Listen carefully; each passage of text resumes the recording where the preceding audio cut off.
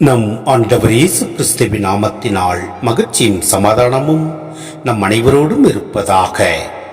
மத்தேயு 17:14 முடிய. அவர்கள் மக்கள் கூட்டத்தினரிடம் வந்தபோது ஒருவர் அவரை அணுகி அவர் முன் முழந்தாள் படியிட்டு, ஐயா, என் மகனுக்கு இரங்கும், அவன் வலிப்பு நோயால் பெரிதும் துன்புறுகிறான், அடிக்கடி தீயிலும் தண்ணீரிலும் விழுகிறான்.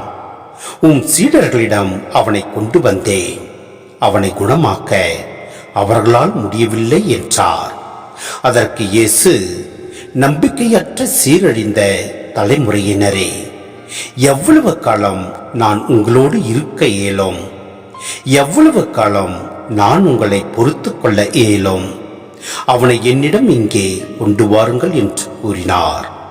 கொண்டு வந்ததும் இயேசு அப்பேயை கடிந்து கொள்ளவே அது அவனை விட்டு வெளியேறியது.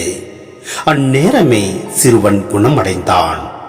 பின்பு சீடர்கள் தனிமையாக இயேசுவை அணுகி வந்து, அதை ஏன் எங்களால் ஓட்ட இயலவில்லை என்று கேட்டார்கள்.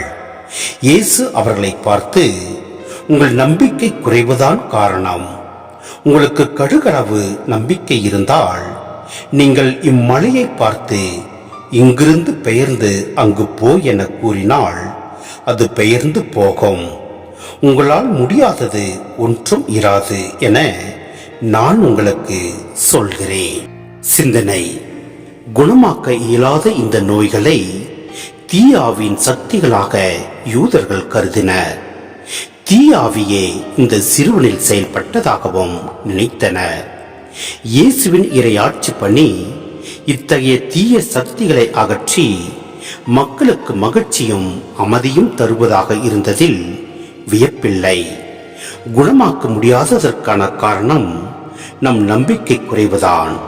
ஆம், உங்களுக்கு கடுகளவு நம்பிக்கை இருந்தால் நீங்கள் இம்மலையை பார்த்து இங்கிருந்து பெயர்ந்து அங்கு போ என கூறினால் அது பெயர்ந்து போகும் என கூறியிருப்பதை நாம் பார்க்கின்றோம்.